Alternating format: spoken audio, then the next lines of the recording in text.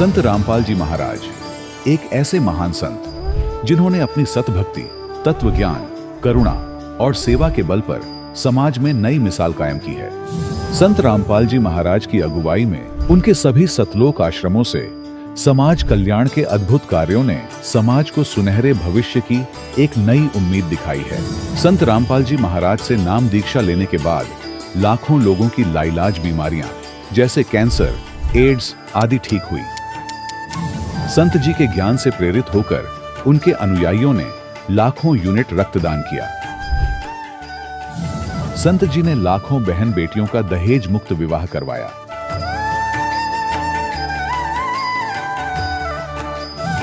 संत जी ने लाखों लोगों का नशा छुड़वाया, करोड़ों उजड़े परिवार बसे।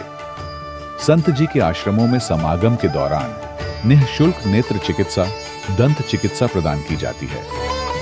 संत रामपाल जी महाराज द्वारा समय समय पर पर्यावरण संरक्षण के उद्देश्य से बड़े स्तर पर वृक्षारोपण किया जाता है। संत जी ने जरूरतमंदों को तत्काल राहत पहुंचाने के लिए एम्बुलेंस सेवा शुरू की।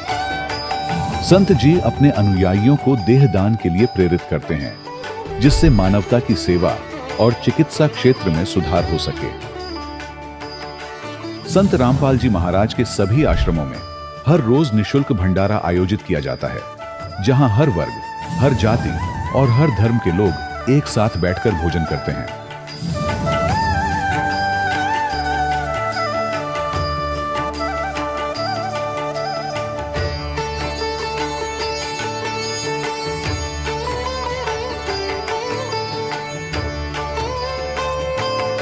संत रामपाल जी महाराज के आश्रम में हजारों बुजुर्गों को सम्मान और प्यार के साथ जीवन जीने का अवसर मिलता है। उनके खाने, रहने और स्वास्थ्य की पूरी जिम्मेदारी संत रामपाल जी महाराज उठाते हैं। अनाथ बच्चों के लिए संत रामपाल जी महाराज के सभी आश्रम किसी वरदान से कम नहीं। यहाँ उन्हें शिक्षा, संस्कार और भविष्य के लिए बेहतर अवसर प्रदान किए जाते हैं।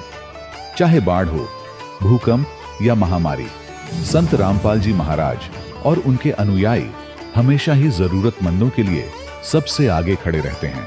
कोविड महामारी के दौरान संत रामपाल जी महाराज के आश्रमों से करोड़ों लोगों के लिए भोजन, दवाइयां और जीवन रक्षक सामग्रियां उपलब्ध कराई गई। चाहे गरीब की मदद हो या किसी शोषित और पीड़ित वर्ग के हक और सम्मान की लड़ाई, संत रामपाल जी महाराज ने हमेशा ही उनकी दबी आवाज को सरकारों तक पहुंचाया है और उन्हें उचित न्याय दिलवाने में अहम भूमिका अदा की है। समाज में आध्यात्मिक और सामाजिक मूल्यों के प्रति जागरूकता लाने में संत रामपाल जी महाराज हर कदम पर मानवता के सच्चे सेवक साबित हुए हैं। संत रामपाल जी महाराज का जीवन हमें सिखाता है कि सच्ची सेवा वही है जो निस्वार्थ भाव से की जाए। आइए हम भी इस महान सेवा के कार्य में इस महान संत से जुड़ें और संत रामपाल जी महाराज से नाम दीक्षा लेकर अपने जीवन को धन्य बनाएं।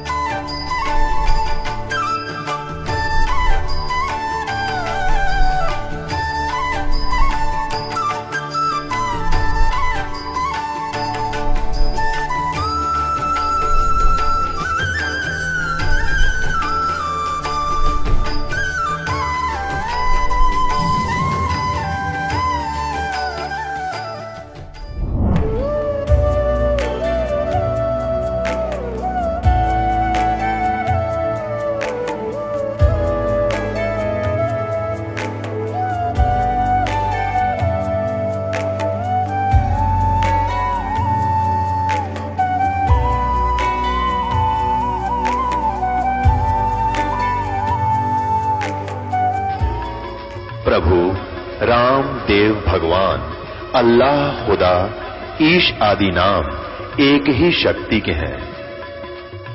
वो कैसा है, कहां है, कैसे मिलता है, किसने देखा है? ये प्रश्नवाचक चिन्ह पूर्ण रूप से हटाने के लिए अवश्य सुनिए जगत गुरु तत्वदर्शी संत रामपाल जी महाराज के अमृत वचन, सर्व पवित्र धर्मों के पवित्र शास्त्रों के आधार पर। सत साहिब दर्शकों, क्या हो जब कोई व्यक्ति अपने धर्म में प्रचलित भक्ति साधनाओं को ही सुखदायक मानकर पूरी श्रद्धा से अपनाए, लेकिन फिर भी उसे जीवन में ना तो सच्चा सुख मिले और ना ही मानसिक शांति। तो ऐसे में उसका निराश होना और धीरे धीरे उसका विश्वास टूट जाना स्वाभाविक हो जाता है। दर्शकों, ऐसी ही कहानी थी पंजाब के रहने वाले राजेंद्र कुमार जी की। राजेंद्र जी ने अपने जीवन में सभी प्रकार की भक्ति साधनाएं पूरी श्रद्धा और निष्ठा के साथ की, लेकिन इसके बावजूद भी इन्हें अपने जीवन में कई कठिन परिस्थितियों का सामना करना पड़ा। लेकिन दर्शकों, आज राजेंद्र जी का कहना है कि जब से मैंने संत रामपाल जी महाराज की शरण ग्रहण की है, तब से मेरा जीवन पूरी तरह से बदल गया है। अब मैंने परंपरागत प्रचलित शास्त्र विरुद्ध भक्ति को त्याग दिया है। दर्शकों, आखिर राजेंद्र जी वर्षों से की जा रही हिंदू धर्म में प्रचलित साधनाओं को शास्त्र विरुद्ध क्यों बता रहे हैं? आइए जानते हैं इसके पीछे की सच्चाई क्या है। सुनते हैं राजेंद्र जी की कहानी उन्हीं की जुबानी। सर नमस्कार। नमस्कार सर। सर क्या नाम है आपका? मेरा नाम राजेंद्र कुमार है जी। सर कहाँ से आए हो आप? हम गांव खिप्पामाली डिस्ट्रिक्ट और तहसील फाजिलका से आए हैं सर। सर संत रामपाल जी महाराज जी से कब जुड़े आप? हम संत रामपाल जी से 26/10/2013 को जुड़े थे। सर उससे पहले आप क्या भक्ति साधनाएं करते थे? उससे पहले शनिदेव को पूजते थे, शनि चालीसा करना, शनि आरती, जितने शनिदेव के मंदिर थे हमारे शहर में थे, उन सब के मंदिरों में जाना, दाल उड़द प्रसाद वगैरह चढ़ाना। इसके अलावा हम क्षेत्रपाल जी को मानते थे और इसके अलावा हमने मध्य प्रदेश में गुना जिला में आनंदपुर वाले गुरु हैं कोई, उनसे 30 सालों से नाम दीक्षा ले रखी थी जी। सर कौन से पंथ से है वो? आनंदपुर वालों ही बजते हैं जी। सर उन्होंने आपको क्या भक्ति साधनाएं दी? सोहंग दिया था जी। सर उनके द्वारा दी गई भक्ति को करने के बाद आपको क्या लाभ मिला? लाभ तो सर कोई नहीं मिला, नुकसान गिना सकता हूँ जी। सर क्या क्या नुकसान हुआ? मेरी माता जी जब से नाम लिया उन्होंने बचपन से ही कम से कम ज़्यादा नहीं तो 1 बोरी दवाइयों की खा गए होंगे वो। ठीक है जी। हमारे घर में जो नशा कहीं नहीं होगा वो हमारे घर में नशा था जी। पोस्त हमारे घर में बिकता था जी। दारू हमारे घर में, नशे की गोली और मांस वगैरह जो सब गलत काम होते थे जी, वो हमारे गुरु जो कभी हमको रोकते नहीं थे भी आपने बीड़ी नहीं पीना या मांस नहीं खाना। बस वो कहते भक्ति करो जी, बाकी अपने आप परमात्मा ठीक करेंगे। सर भक्ति को करने से आपको कोई लाभ नहीं मिल रहा था, तो फिर आप संत रामपाल जी महाराज जी की शरण में क्यों आए? एक बार मैं पानी लेने गया था जी आरओ पे, वहाँ पे किसी संत रामपाल जी के भक्त ने मेरे को पैपलेट दिया जैसे, तो वो पैपलेट लेके उस पर लिखा हुआ था जी चैनल पे संत रामपाल जी का सत्संग आता है जी। उसमें ये भी लिखा हुआ था भी हमसे भी देवी देवताओं की इतनी भक्ति करते हैं फिर भी दुखी क्यों है। तब मेरे मन में खटकी कि बात तो बिल्कुल सही है। जब संत रामपाल जी का सत्संग सुनना, उसके बाद पता चला भी जिनकी हम भक्ति कर रहे हैं वो पाप काट नहीं सकते। पाप तो सिर्फ एक कबीर साहब की भक्ति से, संत रामपाल जी से नाम लेके कट सकता है जी। तो हम रात को सत्संग सुना, सुबह सतलोक आश्रम में पहुंच गए, वहाँ पर संत रामपाल जी से नाम उपदेश लिया। सर संत रामपाल जी महाराज जी के बारे में ये भी कहा जाता है कि वो अपने सत्संगों के अंदर देव देवताओं की निंदा करते हैं। सर क्या ये वाकई सच है? नहीं जी नहीं, वो कोई देवी देवताओं की निंदा नहीं करते। वो बाकायदा सही देवी देवताओं की जिनका हमारे शरीर में वास है, जिन्होंने हमको इस लोक में सुख देना है, उनकी सही तरीके से भक्ति करवाते हैं। जो दूसरे देवी देवता हैं जिनसे कोई लाभ मिल नहीं सकता, उनकी भक्ति के लिए रोकते हैं जी। सर संत रामपाल जी महाराज जी से नाम दीक्षा लेने के बाद, उनके द्वारा दी गई भक्ति को करने के बाद आपको क्या लाभ मिले? हमारी आर्थिक स्थिति बहुत खराब थी जी। कम से कम 6-7 लाख रुपया सिर पर कर्जा था और 2 हमारी दुकानें थी वो भी बिक गई। और किसी रिश्तेदार के पास हेल्प मांगने जाते थे तो वो कुछ हेल्प तो करते नहीं थे, उल्टा मजाक करते थे। धीरे धीरे ऐसी पोजीशन आ गई कि हमने जो कर्जा ले रखा था, खाली चेक पे हमने साइन करके दे रखे थे, वो हमको परेशान करने लगे। तो जो हम थोड़ी बहुत ही कमाई करते थे वो सब ब्याज में चली जाती थी। ऐसा समय आ गया कि हमको कोई माचिस भी उधार नहीं देता से। जो डब्बे रसोई में देखते थे, जो भी डब्बा वो खाली, चाय ख़त्म, खांड ख़त्म, आटा ख़त्म, और जिसके पास उधार लेने जाते थे वो कुछ भी नहीं देते थे। तो ऐसा दिल करता था कि कुछ जहर वगैरह खा के मर जाएं, या नहर में कूद जाएं, या कोई गाड़ी की ट्रेन के नीचे आ जाएं, अपने आप, ना इन बच्चों को देखेंगे ना आत्मा दुखेगी। हमने सोचा वो पहले ही मुसीबत में हैं, अगर हमने भी कोई ऐसा कदम उठा लिया तो इनका पीछे से कौन होगा, तो ये परमात्मा मुझे कभी भी माफ़ नहीं करेंगे। और संत रामपाल जी से नाम लेते ही मेरी आर्थिक स्थिति ठीक हो गई। जो 6-7 लाख रुपया कर्जा था वो भी परमात्मा ने, संत रामपाल जी ने साफ़ करवा दिया। और हमारा मकान भी, जो मकान हमने बेचा था उससे भी बढ़िया मकान बनवा दिया। अब हमारे पास 3 मोटरसाइकिल और 1 कार है। और अब हमने 2-2.5 लाख रुपया हमने लोगों से लेना है जी। इसके अलावा जो मेरी पत्नी है उसको टाइफाइड 17 साल से नहीं जा रहा था जी। सभी डॉक्टरों को दिखाया, सभी जो भी, ठीक है जी, उनको भी संत रामपाल की शरण में आने से वो ठीक हो गया। उनकी एडी में दर्द रहता था जी, वो 2-4 कदम भी चल लेते थे उनकी एडी सूज जाती थी जी। अब वो कम से कम 4-4, 5-5 किलोमीटर तक सेवा पे जाते हैं, मान लो कि उनकी एडी कोई दर्द नहीं करती जी। इसके अलावा उनके पेट में रसोली थी, वो भी संत रामपाल जी की शरण में आने से सोड़ी बिल्कुल ठीक है। अब इनको कोई तकलीफ़ नहीं है, बिल्कुल स्वस्थ है जी। इसके अलावा मेरा एक छोटा लड़का था जी, उसको पेशाब की प्रॉब्लम थी जी, बाथरूम की। 10 मिनट में 10 बार पेशाब करता था जी। सभी डॉक्टरों को दिखाया, मेरे को डॉक्टरों के नाम तो याद है नहीं जी, क्यों, इतने ज़्यादा पढ़े लिखे तो है नहीं। तो सभी डॉक्टरों को दिखाया, लास्ट कोई लुधियाना DMC हॉस्पिटल है जी, वहाँ पर कहते हैं अभी इलाज है इसका, पर उसके लिए पैसे बहुत चाहिए थे जी। इतने पैसे हमारे पास थे नहीं। तो हमने संत रामपाल जी को प्रार्थना की, और उसके बाद उनकी जो बाथरूम की दिक्कत है वो बिल्कुल ठीक है। बिना किसी दवाई के ठीक हो गया? हाँ जी, हाँ जी, कोई दवाइयाँ तो पहले ले ही चुके थे संत रामपाल की शरण में आने से पहले, पर जब संत रामपाल जी महाराज की शरण में आए उसके बाद कोई दवाई हमको नहीं लेनी पड़ी। इतनी प्रॉब्लम थी कि स्कूल में जाता था तो वहाँ पर बैठता नहीं था, चल बाथरूम बैठता, फिर भी 10 मिनट में 10 बार पेशाब करता, घर पर आके रोने लग जाता था कि मैं कल से स्कूल नहीं जाऊँगा। बच्चे सभी हंसते हैं।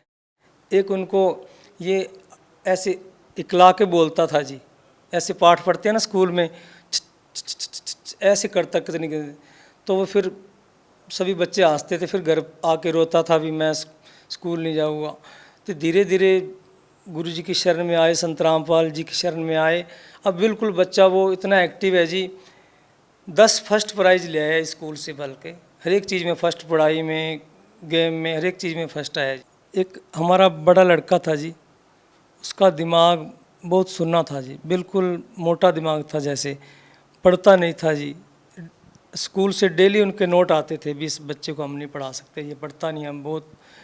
वो बच्चा जी गुरु जी की, संत रामपाल जी की शरण में आने के बाद आज बहुत अच्छे तरीके से उसने पढ़ाई करके अच्छे नंबर लेके, पहले +2 करके फिर ITI करके अब रेलवे में ट्रेनिंग करके आए हैं। तो उनका भी नौकरी का पूरा चांस है। कहाँ हम इतना परेशान हुए थे भी इसको किसी को दे दें जिसके घर औलाद नहीं है, अभी कम से कम हमें तो परेशान नहीं करेगा जी। सर, आप भगत समाज को क्या संदेश देना चाहते हैं? भगत समाज को यही संदेश देना चाहते हैं, बेनती करना चाहते हैं कि संत रामपाल जी कबीर साहब के चोले में आए हुए हैं, उनकी शरण में जाके उनसे नाम उपदेश लेके अपना कल्याण करवाएं। जी धन्यवाद। Thank you sir. दर्शकों, अभी आपने सुने संत रामपाल जी महाराज से दीक्षा प्राप्त करके सुखी हुए भक्त के अनुभव। अब देखिए जगत गुरु तत्वदर्शी संत रामपाल जी महाराज के मंगल प्रवचन। ब्रह्मा जी से निकल रही रेज के कारण चींटी से लेकर हाथी, रंग से लेकर राजा स्वाभाविक प्रभावित है। सभी प्राणी संतानों उत्पत्ति करते हैं, जीव के बस की बात नहीं। और ये कर क्यों रहे हैं, ये सत्संग में आपको आज बताएंगे। जैसे श्री विष्णु जी सतगुण के शरीर से ये सतोगुण की रेज निकल रही है, तो भगवान विष्णु के शरीर से निकल रही रेज क्या प्रभाव डालती है हमारे अंदर? मोह, ममता, यानी आपस में भाई बहन का प्यार, माता पिता में का प्रेम, पति पत्नी का संबंध प्रेम, और संपत्ति में मोह। ये जीव के बस का नहीं कि इनसे यू अपने आप हट सके, बिल्कुल नहीं हो सकती। ये मोह नहीं छूट सकता। ये जीव के ऊपर एक विशेष प्रभाव डाल रखा है, और तमोगुण से परिचित हो ही छोटी सी बात पर लट्ठम लट्ठा मृत्यु हो जा, मर्डर हो जाते हैं। तो इस प्रकार यहाँ हम तीनों इन भगवानों के द्वारा प्रभावित हैं। इसका कारण क्या है कि इस काल भगवान को, जो ब्रह्म कहलाता है, ये 1,00,000 मानव शरीरधारी प्राणियों का नित्य आहार करता है, 1,25,000 की उत्पत्ति करता है। और उसके लिए इन तीनों पुत्रों को सेवा दे रखी है, इसने ड्यूटी बांट रखी है। और स्वयं ये गुप्त रहता है ब्रह्मांड के अंतिम छोर में, वहां इसने गुप्त स्थान बना रखे है, और वहां ये अपनी पत्नी दुर्गा को साथ रखता है, और जब चाहे उसको यहाँ संसार में भेज देता है। वो सामने दर्शन देती है, ये कभी किसी को दर्शन नहीं देता। इसने प्रतिज्ञा कर रखी है कि मैं कभी भी अपने वास्तविक रूप में किसी के सामने नहीं आऊंगा। आप श्रीमद् भगवद गीता अध्याय नंबर 7 के श्लोक नंबर 24 और 25 में इसने स्पष्ट किया है। श्री कृष्ण में प्रवेश करके ये बोल रहा है कि ये मूर्ख जन समुदाय मुझे कृष्ण मान रहा होगा, मुझे व्यक्ति रूप में आया हुआ मान रहा है। मैं कृष्ण नहीं हूं, मैं अपनी योग माया से छुपा रहता हूं, मैं कभी किसी के सामने नहीं आता। ये मेरा अटल अनुतम यानी घटिया नियम है। अब जो पिता अपने बच्चों से दूर रहता है तो उसमें कोई ना कोई दोष है। तो ये दोष है इसमें। 1,00,000 मानव शरीरधारी प्राणियों को ये नित्य खाता है और 1,25,000 की उत्पत्ति करता है। अपने आत्माओं, पहले तो आपको छोटा सा यहाँ एक सृष्टि रचना की जानकारी देंगे, और उसके बाद फिर हम आपको परमात्मा के विषय में जानकारी देंगे, परमात्मा की पहचान बताएंगे। अब सृष्टि रचना परमात्मा ने स्वयं आकर यथार्थ बताई है, और चारों वेद भी यही गवाही देते हैं कि परमात्मा ही अपने द्वारा रची हुई सृष्टि को ठीक ठीक बताता है, विस्तार के साथ बताता है। तो पुणात्माओं 600 वर्ष पहले परमात्मा ने आकर बताया था, क्योंकि परमात्मा के गुणों में लिखा है कि वो भगवान सतलोक में रहता है, वहां से गति करके आता है, अपनी प्यारी आत्माओं को मिलता है। तो उनमें से किन किन को मिले थे? आदरणीय धर्मदास साहिब जी, आदरणीय मुल्कदास साहिब जी, आदरणीय नानक साहिब जी, आदरणीय दादू साहिब जी, आदरणीय गरीबदास साहिब जी, गांव छुड़ानी, जिला दद्दर, हरियाणा वाले, आदरणीय घीसा दास साहिब जी, गांव खेखड़ा, जिला मेरठ और उत्तर प्रदेश वाले। धर्मदास साहिब जी ने पूछा था परमेश्वर से, हे परमात्मा, हम किस कारण से यहाँ काल के जाल में फंसे हैं, और ये सृष्टि रचना कैसे हुई परमात्मा आपने? तब परमात्मा ने क्या बताया था? धर्मदास ये जग बोराना, कोई न जाने पद निर्वाणा, यही कारण मैं कथा पसारा, जग से कहिए एक राम नियारा। अपना आत्मा परमात्मा ने अपने आप को गुप्त रखते हुए अपने द्वारा रची हुई सृष्टि का ज्ञान कराया, क्योंकि हम इन अज्ञानी संतों के द्वारा भ्रमित किए हुए ये मानते हैं कि परमात्मा निराकार है, और यदि कोई श्री राम और श्री कृष्ण के अतिरिक्त कोई ये कहता है कि मैं भगवान हूं, हमें स्वीकार्य नहीं। ऐसा था और इसी प्रकार मुसलमान धर्म के अंदर कोई ये कहे कि हजरत मोहम्मद के बाद कोई ये कहे मैं खुदा का रसूल हूं, उन्हें मानने नहीं। इसलिए परमात्मा ने अपनी जानकारी को इसी तरीके से दिया कि ताकि इनका गला उतर जा, किसी प्रकार ये सुन ले। अपनात्मा 600 वर्ष पहले परमात्मा कबीर जी ने वो ज्ञान बताया था, सृष्टि रचना बताई थी, पुराणों वेदों और गीता जी का ज्ञान बताया था। लेकिन इन अज्ञानी ऋषि महर्षि आचार्यों ने परमात्मा के इस ज्ञान को हम तक आने नहीं दिया। ये कह करके इन्होंने परमात्मा से दूर कर दिया हमारे को कि कबीर अशिक्षित है, ये क्या जाने इन वेदों और गीता के गूढ़ रहस्यों को। ये जो बोल रहा है कि ब्रह्मा विष्णु महेश के जन्म मृत्यु होती है, इसके माता पिता हैं, ये झूठ बोलता है। इस जुलाहे की इस दानक की बातों को मत सुनना, ये हमारे हिंदू धर्म का विरोधी है। पुणात्माओं 600 वर्ष पहले परमात्मा ने जिसको अशिक्षित अज्ञानी कहा करते थे, उस परमेश्वर ने 600 वर्ष पहले वो ज्ञान दिया था जो आज हमारे सदग्रंथों में विद्यमान है। आपको दिखाते हैं, ये आदरणीय धर्मदास साहिब जी के द्वारा परमात्मा के द्वारा बताई गई सब सूक्ष्म वेद बोला गया, सूक्ष्म वेद ये लिपिबद्ध किया गया। आपको दिखाते हैं, देखिएगा। कबीर सागर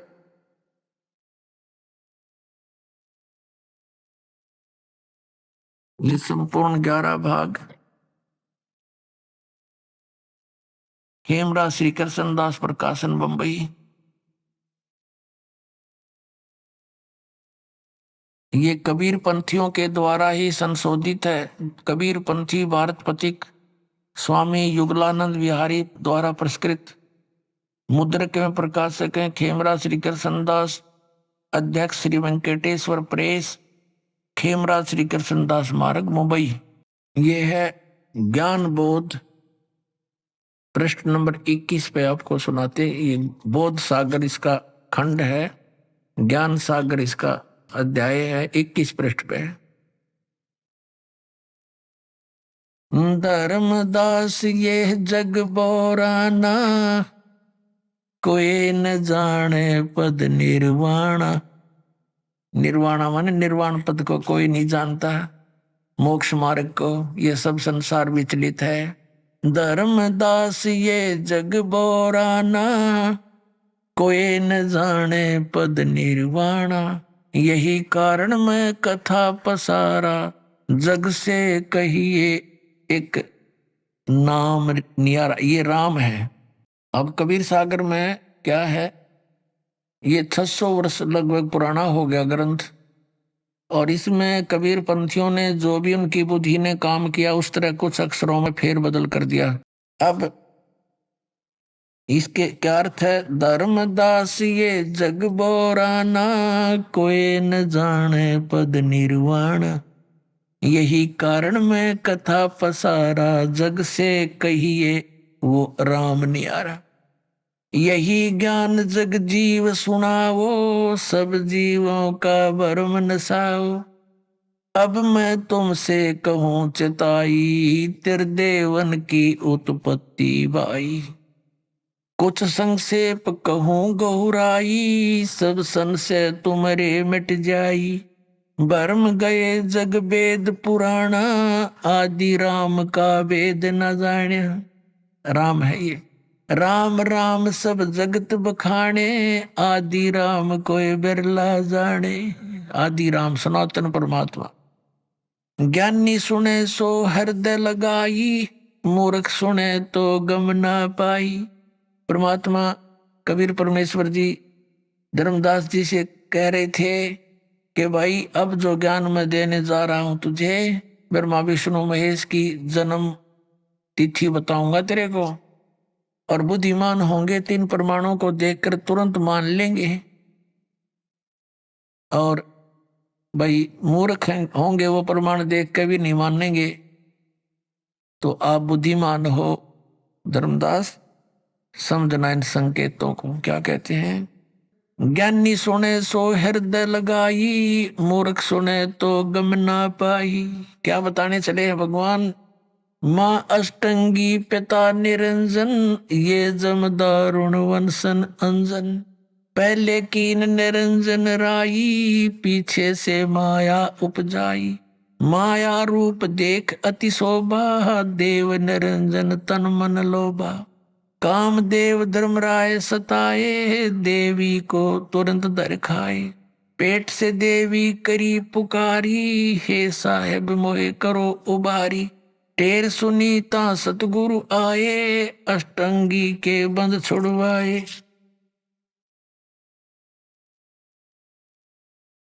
धर्मराय को हिकमत कीना, नख रेखा से भग कर लीना। धर्मराय करे भोग विलासा, माया को रही तब आशा। तीन पुत्र अष्टंगी जाए, ब्रह्मा विष्णु शिव नाम धराए। तीन देव विस्तार चलावे, इनमें यो जग धोखा खावे।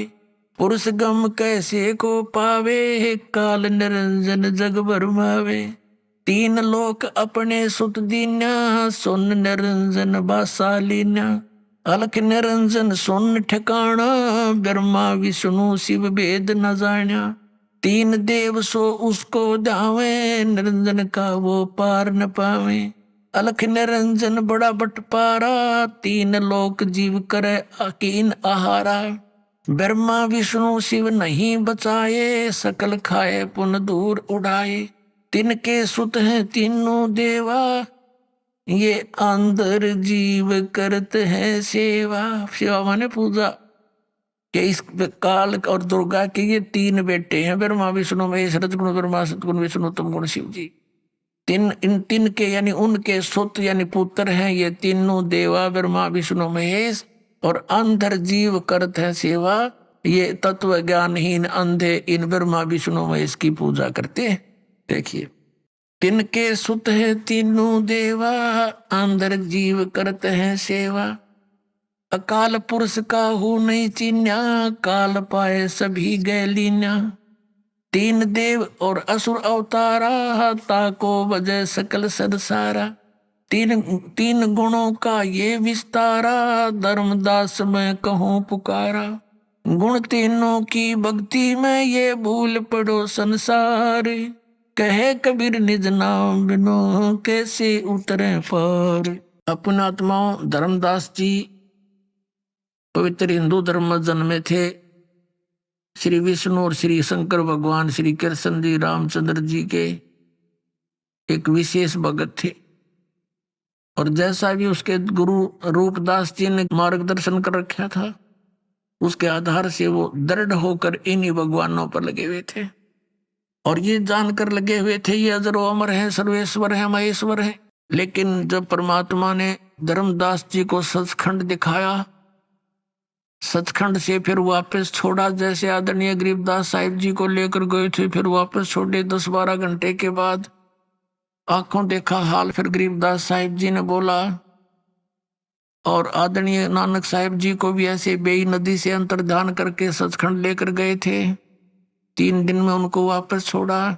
ऐसे आदरणीय धर्मदास साहिब जी को भी परमात्मा सचखंड लेकर गए थे, फिर वापस आकर छोड़ा था।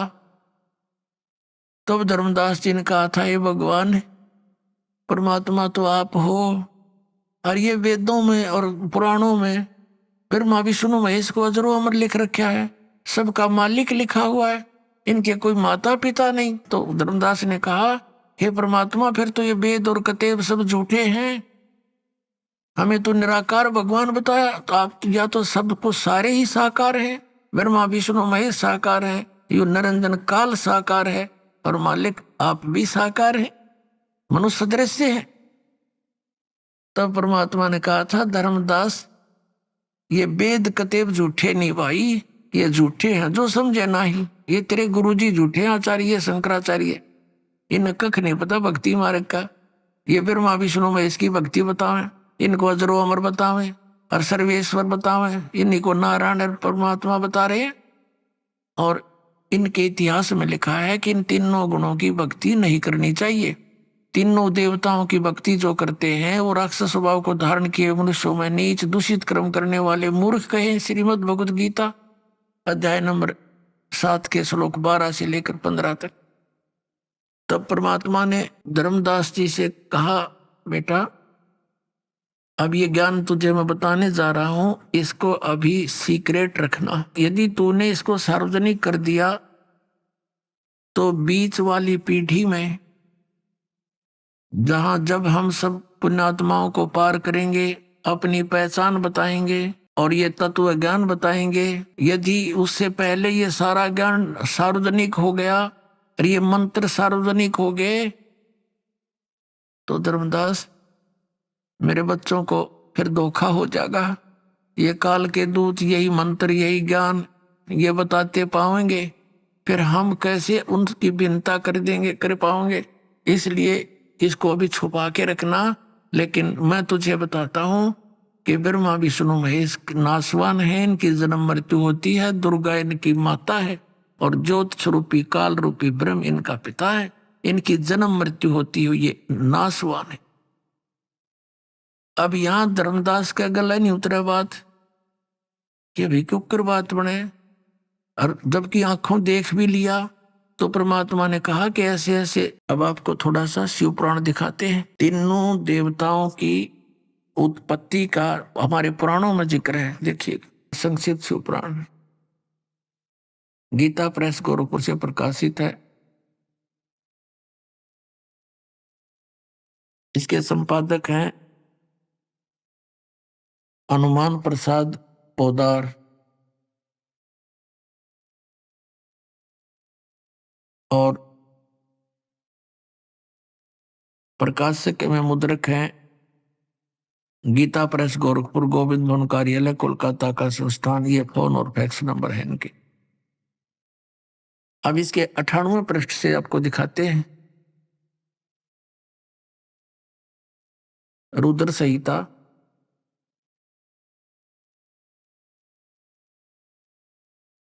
संक्षिप्त शिव पुराण 98 पृष्ठ के नीचे से लेते हैं। ये 5वां अध्याय समाप्त हुआ रुद्र संहिता का। अपने पुत्र नारद की यह बात सुनकर लोक पिता में ब्रह्मा वहां इस प्रकार बोले। यहां शुरू हो गया 6ठे चैप्टर में 99वें पृष्ठ पे।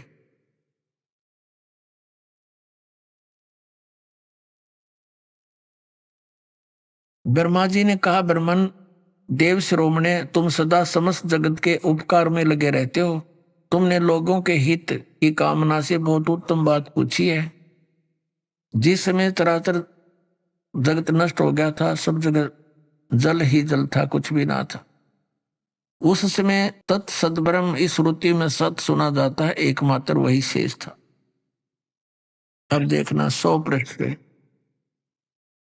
शिव पुराण 100 पृष्ठ पे, जिस परब्रह्म के विषय में, ये इसको परब्रह्म कहते हैं काल को, जिस परब्रह्म के विषय में ज्ञान और अज्ञान से पूर्ण युक्तियों द्वारा इस प्रकार विकल्प किए जाते हैं, कुछ ज्ञान कुछ अज्ञान, यानी सच्चा झूठा। उसने कुछ काल के बाद द्वितीय की इच्छा प्रकट की, उसके भीतर एक से अनेक होने के संकल्प उदित हुए। तब उस निराकार परमात्मा ने अपनी लीला शक्ति से अपने लिए मूर्ति यानी आकार की कल्पना की। जो मूर्ति रहित परम ब्रह्म है उसकी मूर्ति ये भगवान सदाशिव है। अर्वाचीन और प्राचीन विद्वान उन्हीं को ईश्वर कहते हैं। उस समय एकाकी रहकर स्वेच्छानुसार विहार करने वाले सदाशिव ने अपने विग्रह से स्वयं ही एक स्वरूप भूता शक्ति की सृष्टि की। अब ये तो ब्रह्मा बोल रहा है, कुछ परमात्मा से सुना हुआ ज्ञान, कुछ अपनी अटकलबाजी। वास्तविकता ये थी कि काल ने दुर्गा को खा लिया था, शक्ति को परमात्मा ने इसके पेट से निकाली थी और फिर ये उनको सतलोक से निष्कासित कर दिया था। ये मिलता जुलता ज्ञान परमात्मा से सुना हुआ, क्योंकि परमेश्वर ने आके कबीर जी ने इस ब्रह्मा जी को, विष्णु जी को, शिव जी को ये ज्ञान सुनाया था, पर इन्होंने स्वीकार नहीं किया। काल के दबाव था, अपने पिता के प्रभाव से। अब देखिएगा, अपने विग्रह से स्वयं एक स्वरूप भूता शक्ति यानी स्त्री की सृष्टि की, जो उनके श्रीअंग से कभी अलग होने वाली नहीं थी।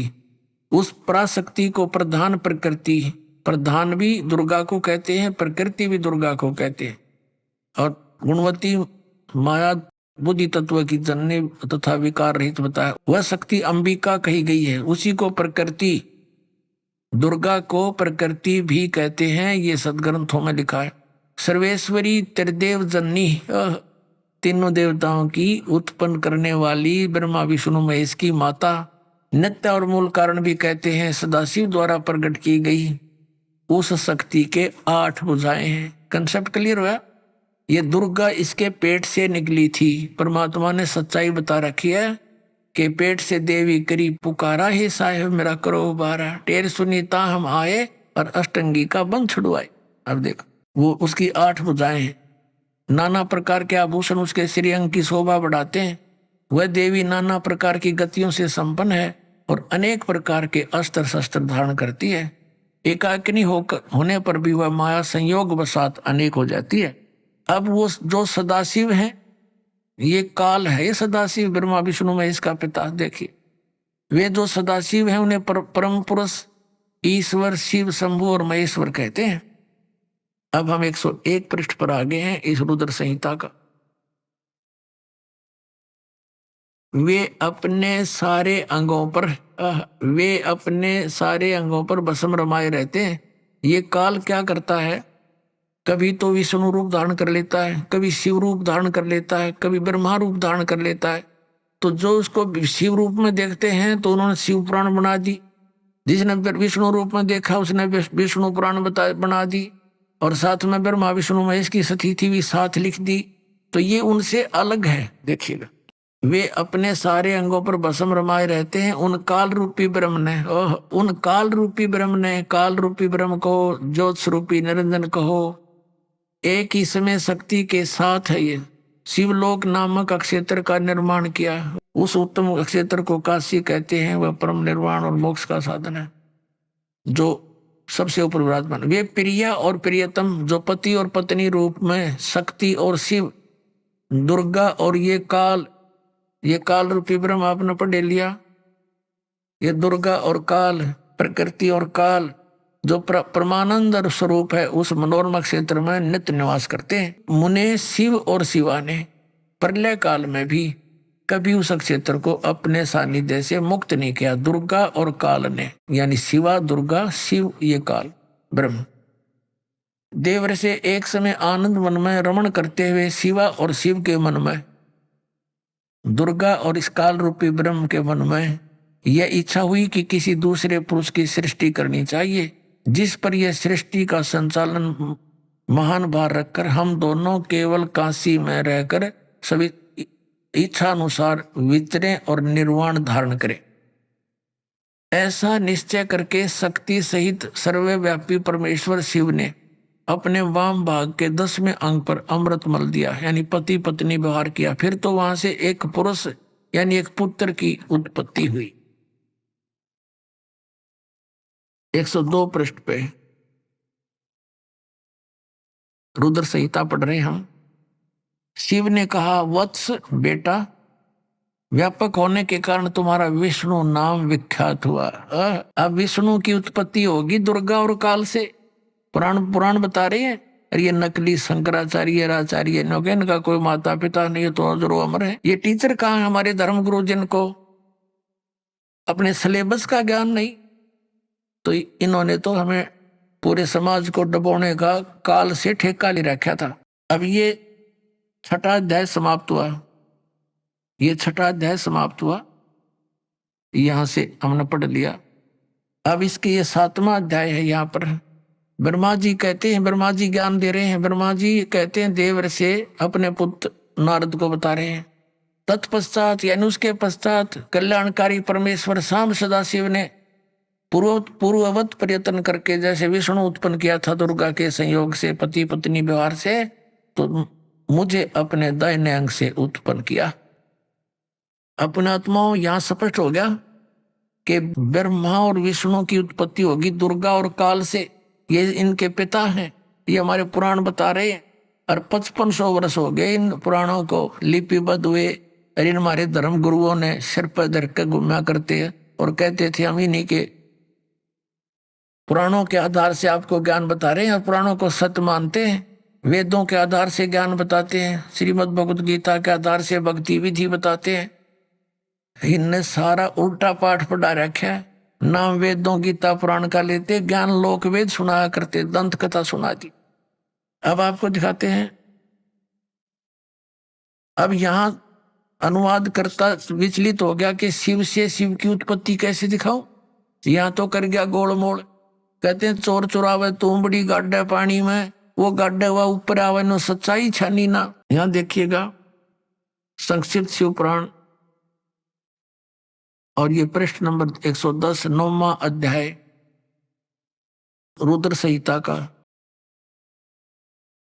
यह लिखा कि इस प्रकार ब्रह्मा विष्णु और रुद्र इन तीन देवताओं में गुण है, परंतु शिव जो इनका पिता काल रूपी ब्रह्म गुणातीत माने गए। ये हो गए चार, ब्रह्मा विष्णु रुद्र और ये शिव, ये काल। अब यहां कंसेप्ट थोड़ा सा क्लियर नहीं हो पाया, और थोड़ा सा करेंगे। एक बार ब्रह्मा और विष्णु का इस बात पर युद्ध हो गया। ब्रह्मा जी कहते मैं तेरा बाप, विष्णु कहते मैं तेरा बाप, दोनों का झगड़ा हो गया। इनके पिता ने, इस काल रूपी ब्रह्म ने इनके बीच में एक पिलर स्तंभ खड़ा कर दिया तेजों में। तो ये लड़ना तो भूल गए, उसका और छोर खोजने के लिए चक्कर में पड़ गए। फिर ये खुद आ गया शिवजी रूप धारण करके, अपने पुत्र शिव का रूप धारण करके। फिर इनसे क्या कहने लगा ये थोड़ा दिखाते आपको। फिर आज क्या जो सत्संग अब शुरू होगा, ये देखिएगा। वेदवेश्वर संहिता संक्षिप्त शिव पुराण और 24 पृष्ठ पे ये ब्रह्मा और विष्णु का लड़ाई हो रही थी, इनके बीच में ये स्तंभ खड़ा कर दिया। फिर ये स्वयं आकर प्रकट हो गया। तो यहाँ क्या कहने लगा, ये 25 पृष्ठ पे ब्रह्मा और विष्णु ने पूछा, प्रभु सृष्टि आदि 5 कृत्यों के लक्षण क्या हैं, यह हमें बताने, दोनों को बताएं। भगवान शिव बोले, यो काल रूपी ब्रह्म बोला, सदा शिव जिसको कहते हैं, मेरे कृत्यों को समझना अत्यंत गहन है, तथापि मैं कृपा पूर्वक तुम्हें उनके विषय में बता रहा हूं। अभी आपने सुने संत रामपाल जी महाराज के मंगल प्रवचन। आइए अब सुनते हैं संत रामपाल जी महाराज से नाम दीक्षा लेकर सतभक्ति करके अद्भुत लाभ प्राप्त करने वाले अनुयायी के विचार। दर्शकों, जरा सोचिए, कोई व्यक्ति पूरी श्रद्धा से जीवन भर पूजा पाठ और व्रत करता रहे, लेकिन फिर भी कोई लाभ ना मिले और समस्याएं बढ़ती जाएं, तो क्या यह स्वाभाविक नहीं है कि वह सोचने लगे, क्या मेरा भक्ति मार्ग सही भी है? दर्शकों, ऐसी ही कहानी थी उत्तर प्रदेश की रहने वाली शशि बालाजी की। शशि बालाजी का जीवन बचपन से ही पूजा पाठ और भक्ति में बीता। कभी बाबा के ताबीज तो कभी टोटके, हर उपाय आजमाए, लेकिन ना बीमारियां रुकीं, ना दुख कम हुए। सबसे बड़ा झटका तब लगा जब बेटे का असमय निधन हो गया। घर की आर्थिक स्थिति भी टूट गई और जीवन दुख व अंधकार से भर गया। लेकिन दर्शकों, आज शशि बालाजी का कहना है कि जब से मैंने संत रामपाल जी महाराज की शरण ली है और उनके द्वारा बताए भक्ति मार्ग को अपनाया है, तब से मेरे जीवन में अनेकों प्रकार के लाभ हुए हैं। दर्शकों, आखिर ऐसा क्या हुआ कि शशि बालाजी ने वर्षों की पारंपरिक भक्ति छोड़कर संत रामपाल जी महाराज की शरण ले ली? आखिर इसके पीछे की सच्चाई क्या है? आइए सुनते हैं शशि बालाजी की कहानी, उन्हीं की जुबानी। नमस्कार जी। नमस्कार जी। क्या नाम है जी आपका? शशि बाला। बहन जी, आप कहाँ से हैं? बीबी नगर, बुलंदशहर, उत्तर प्रदेश से। संत रामपाल जी महाराज से नाम दीक्षा आपने कब ली? 2012 को। संत रामपाल जी महाराज से नाम दीक्षा लेने से पहले क्या आप भक्ति साधना भी करती थी? हाँ जी, मैं सभी देवी देवताओं की भक्ति करती थी और ज़्यादातर दुर्गे माँ की पूजा करती थी, जो कि मैंने घर में सीमेंटेड मंदिर भी बनवा रखा था माँ का। उसके बाद परेशानियों ने ज़्यादा घेर ली भक्ति करते करते, तो मैं जय गुरुदेव के पास गई। वहाँ पर मैंने 2 साल भक्ति करी। वहाँ से मुझे कोई भी लाभ नहीं मिला, यानी कि उनकी दर्शन करने के लिए 500 रुपये तो दर्शन सेवा थी। उसके बाद मैं आसाराम के पास गई, वहाँ से भी मुझे कोई लाभ नहीं मिला। बहन जी, क्या परेशानियाँ थीं? आप किस कारण से संत रामपाल जी महाराज की शरण में आए, विस्तार से बताइए। भैया, मुझे जिंद परेशानी थी, या जिसे भूत व्याधा कहते हैं। मेरे से पहले वो मेरी सास को थी। वो सास पे परेशानियां बहुत आती थी, रोती थी, वे अंधी कर दी थी इन चीज़ों ने। बहुत सारे जैसे हमारे समाज में देवता बोलते हैं पितरों को, उनके स्थान बनवा रखे थे कि मतलब मेरे पितर दुखी कर रहे हैं मुझे। कभी वे गंगा स्नान जाती थी, कभी वे मतलब कथा करवाती थी, बहुत ही इन ड्रामों में पड़ी रहती थी। तब मैं इन चीज़ों पर विश्वास नहीं करती थी, लेकिन जब वे रेल एक्सीडेंट से एक्सपायर हो गई, उन चीज़ों ने मतलब उनको वे ख़त्म कर दी। तो उसके बाद मुझे ये चीज़ मेरे ऊपर आ गई, जैसे कि रोना बहुत ज़्यादा, कई के घंटे गुस्सा, उठा नहीं जाना, कई के दिन खाना नहीं खाना।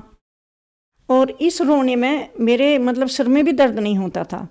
और जो बराबर से हमारे घर के नज़दीक से निकल के जाते थे वो ये बोलते थे कि आज शशिबाला रो नहीं रही। इतनी मैं परेशान थी। 15 साल सभी भक्तों के, सयानों के, सभी के पास, डॉक्टरों के, सभी के पास मतलब लिए फिरे, लेकिन कहीं से मुझे कोई फ़ायदा नहीं हुआ। इस बीच में मेरे बेटे को भी यही परेशानी थी। जैसे गाड़ी चलाता था तो कहता था कि पापा मेरे अंदर से कोई ये कह रहा कि इस पेड़ में टक्कर मार दे। तो उसके हाथ में से फिर हैंडल ले लेते थे और खुद गाड़ी चलाते थे। और उसको भी गुस्सा बहुत आता था। और सारी प्रॉब्लम यही थी भूत प्यादा वाली जो मुझे थी। इस बीच में वो मिलिट्री में हो गया, तो पहला ही पोस्टिंग गया था राजौरी, तभी वो इस किसी चीज़ ने उठाकर नीचे फेंक दिया। यानी कि उसके पैर सुन हो गए थे। वो मुंह से ठीक ठाक बोल रहा था, कह रहा था पापा मैं किसी ने फेंका हूँ, किसी ने गिराया हूँ, मैं पीछे से धक्का दिया मुझे। यानी कि 1 महीने के अंदर हॉस्पिटल में मेरा बेटा एक्सपायर हो गया। उसके बाद फिर जो एक्सपायर हो गया तो जो आत्मा मुझे परेशान करती थी उन्होंने आकर कहा कि ले तेरे बेटे को तो अब हम ले गए। जो जिन्न था, मेरे से ये सब बातें छुपाई जा रही थी। मेरे से घर नहीं बताया, घर पर नहीं बताया था कि मम्मी को मत बताना। और वहाँ ये सारा काम खत्म हो चुका था, लेकिन जिंद ने मेरे से बता दिया था कि उसे तो हम ले गए और उसे लेके आ रहे हैं अब। और उसके बाद फिर मतलब बेटा एक्सपायर हो गया। तो 2 बेटे थे मेरे पास, तो उससे पहले ही बेटे की शादी कर ली थी 1 साल पहले।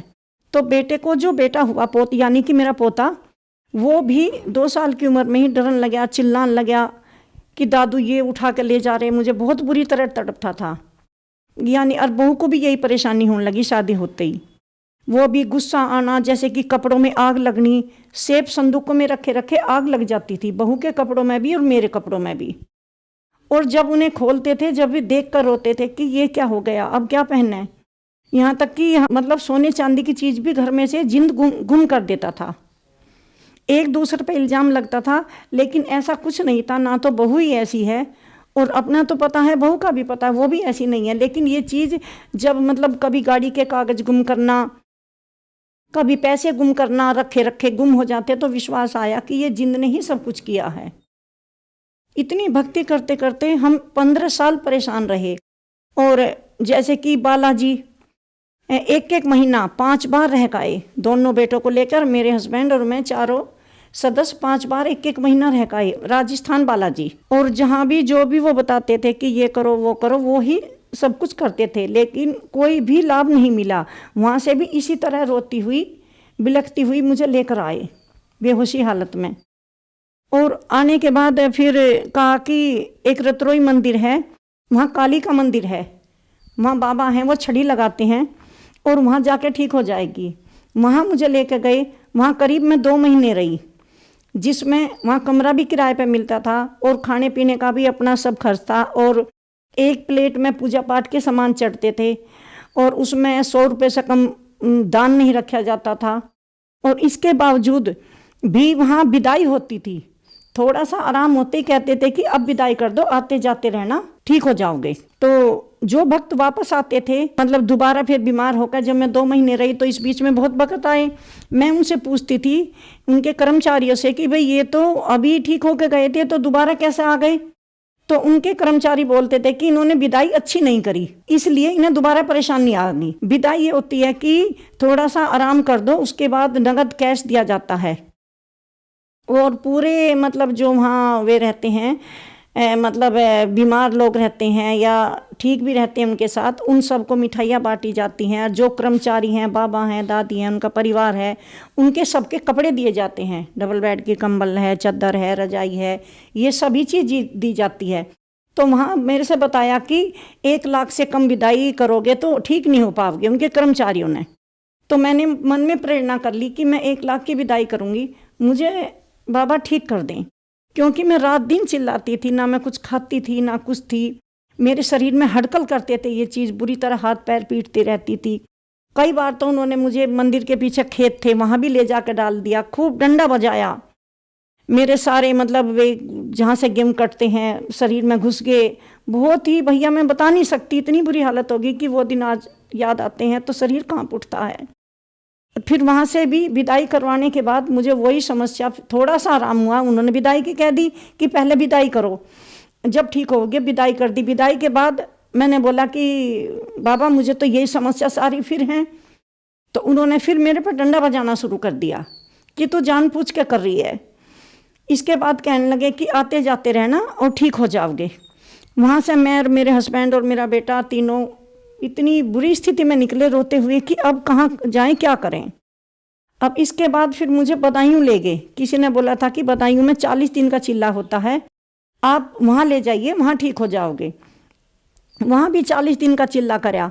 जैसे कि ये मुसलमानों के मीर पीर मजहार ये होते हैं सब, जो भी जिसने चादरें चढ़ाना वो बताया, जो भी दान पुण्य बताया वो भी किया। वहाँ से भी कोई लाभ नहीं मिला। फिर गया जी पिंड दान करे, पिंड दान कर आए, पितरों के सबके कपड़े देखाए, वहाँ से भी कोई लाभ नहीं मिला। उधर से रोना तो मेरा बंद हुआ ही नहीं, ऐसी रोती और चिल्लाती आऊँ थी कि रास्ते में जो भी मिलते थे सब हंसते थे मुझे देख के। उसके बाद फिर गया जी से भी कोई आराम नहीं लगा। अब फिर हम जय गुरुदेव के यहाँ गए कि किसी ने बताया कि गुरु बना लो, वहाँ से ठीक हो जाओगे। पहले उनके सत्संग भी सुनने लगी जो आसपास में होते थे, और वहाँ लेके गए मुझे, जो जय गुरुदेव में भैया थे, वहाँ जय गुरुदेव से नाम लिया। नाम लेने के बाद मतलब उन्होंने कहा कि यहाँ सेवा करो, जितनी सेवा करोगे उतने ही कर्म कटेंगे। तो वहाँ जैसे जून का महीना था, जैसे गेहूँ कटने और खेतों में खाद डालना और जो भी वहाँ काम होता था वो सारा किया। खेतों में से सब्जी निकालनी, आलू निकालने, और इतना करने के बाद भी शाम को खाना होटल से खाना पड़ता था, और दूध भी चाय के लिए मोल लेना पड़ता था। कहीं पंखे नहीं थे तो बोला कि गर्मी लगे, तो आपस में सब कहने लगे कि पंखा लगा लो। वहाँ वो सुविधा भी करी, लेकिन वहाँ तो रुक ही नहीं पाते थे, खेतों में ही रहते थे सारा दिन। अब वहाँ से मैं बीमार होकर आती थी बहुत बुरी तरह, 2.5-3 साल तक जुड़ी रही। हाँ, जय गुरुदेव ने बोला, मैंने कही बाबा मुझे तो आराम नहीं लग पा रहा, वही स्थिति है मेरी, कि सोना दान करो। जय गुरुदेव ने सोना जो चोटी में लगाया जाता है, सोने की चोटी है, उसमें सोना दान करो जब ठीक होगी। तो मैंने जय गुरुदेव से बताया, बाबा मुझे सपने में ऐसा बोला। तो उन्होंने कहा कि हाँ सोना दान करो जब ठीक होगी। तो जो मैंने कानों में कुंडल पहन रखे थे वो मैंने निकाल के उनके हाथ में दे दिए। उससे भी मतलब किसी तरह का कोई मुझे फर्क नहीं पड़ा। यहाँ तक कि मैं घर आकर मुझे 20-20 बोतल ग्लूकोज की लगती थी, इन्फेक्शन बन के आता था गर्मी की वजह से, और सारे इस पूरा शरीर मतलब इतनी तरह छाले हाथों में पैरों में।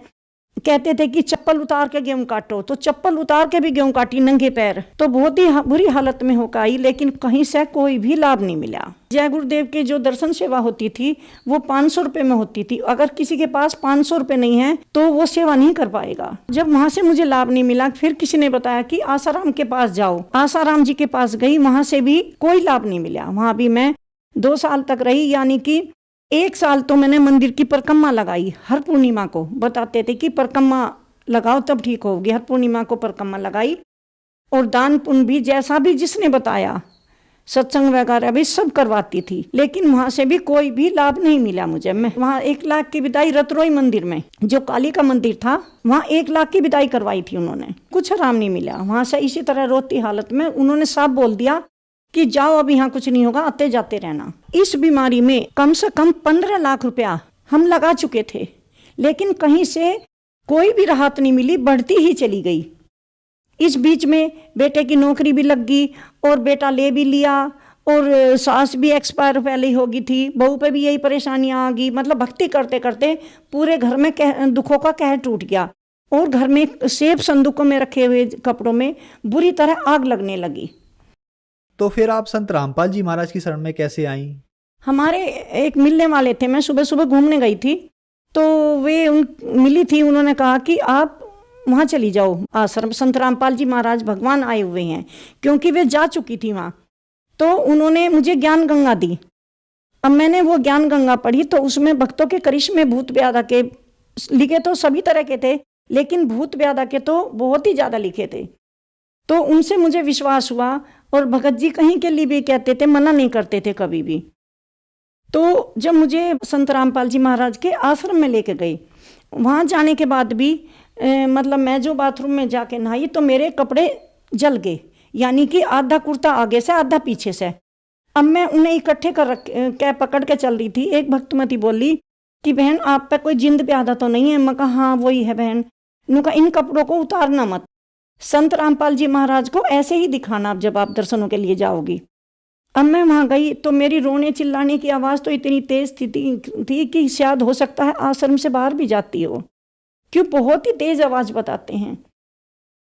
तो उस बीच में मुझे होश नहीं रहता था। अब तो मैं खड़ी जैसे हुई, संत रामपाल जी महाराज ने कहा बेटी आ गई? मैं कहा हाँ गुरुजी मुझे भूत व्याधा है, 15 साल हो गए, मैं बहुत परेशान हूँ, मेरे पूरा परिवार घेर लिया और एक बेटा भी चला गया। और इस तरह मैंने जो कपड़े पहन रखे थे वो दिखाए कि इस तरह रखे रखे कपड़ों में आग लग जाती है।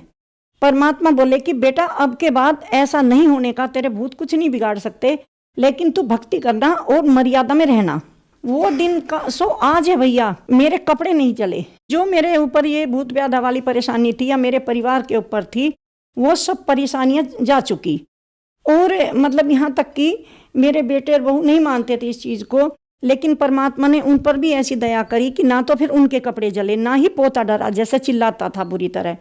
और आज परमात्मा की दया सब पर हो गई, बेटे बहू पोतों पर। संत रामपाल जी महाराज की शरण में आ गए। पहले लाभ तो यह है कि हमें मोक्ष का मार्ग मिला। एक और लाभ मैं बताना चाहती हूँ। मेरे ससुर मिलिट्री से रिटायरमेंट, वो इन चीज़ों को मानते नहीं थे। उन्हें बाथरूम आने में परेशानी होगी, एक एक टोपा इस तरह उन्हें बूंद बूंद बाथरूम आने लगा। अब डॉक्टर के लेके दवाइयों से कोई आराम नहीं हुआ।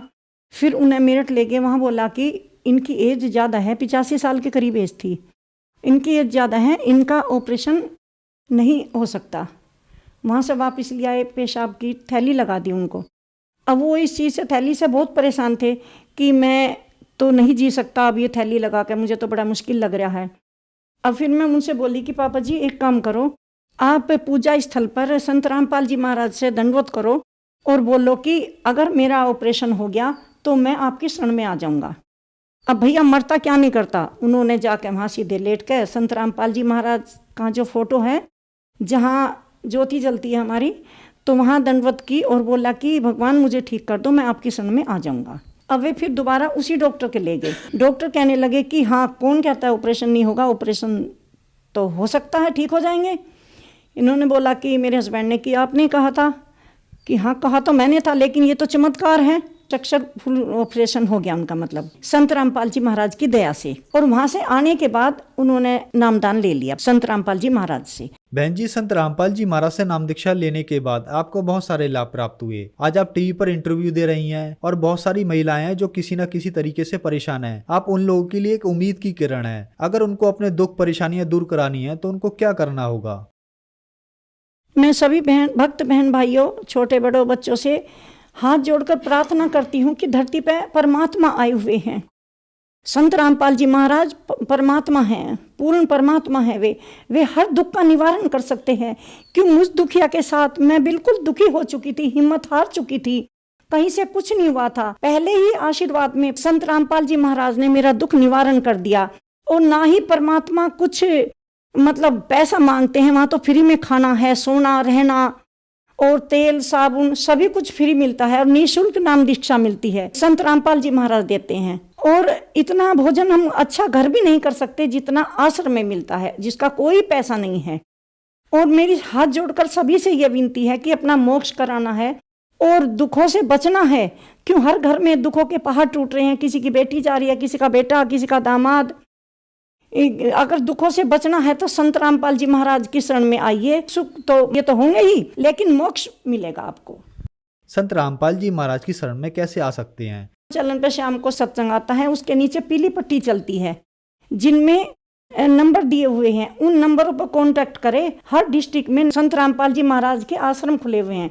जो आपके नजदीकी केंद्र पड़ता हो उसमें जाकर आप नाम दीक्षा लिए और अपना कल्याण कराइए। धन्यवाद जी। सत साई।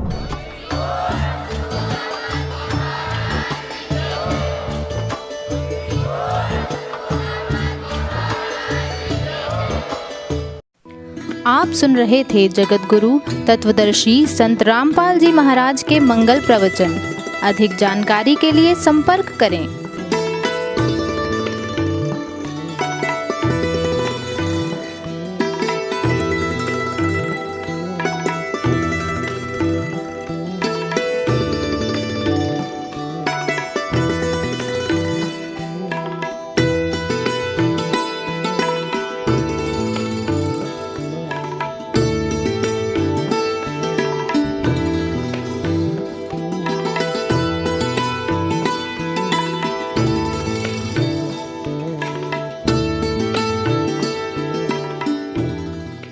जगत गुरु तत्वदर्शी संत रामपाल जी महाराज जी के पावन सानिध्य में भक्ति की अलख जगाने तथा श्रद्धालुओं को सत्य भक्ति मार्ग का रास्ता दिखाने हेतु कनाडा के लोकप्रिय channel the TV NRI channel पर जगत गुरु तत्वदर्शी संत रामपाल जी महाराज जी के मंगल प्रवचनों का प्रसारण प्रतिदिन सुबह 7:30 बजे से 8:30 बजे तक तथा रात्रि 7:30 बजे से 8:30 बजे तक किया जा रहा है। इस सत्य भक्ति मार्ग को अपनाने के लिए अधिक से अधिक सत्संग प्रसारण देखें। इस सत्संग प्रवचन का सीधा प्रसारण संत रामपाल जी महाराज लाइव सत्संग YouTube चैनल और जगत गुरु संत रामपाल जी महाराज फेसबुक पेज पर भी देख सकते हैं।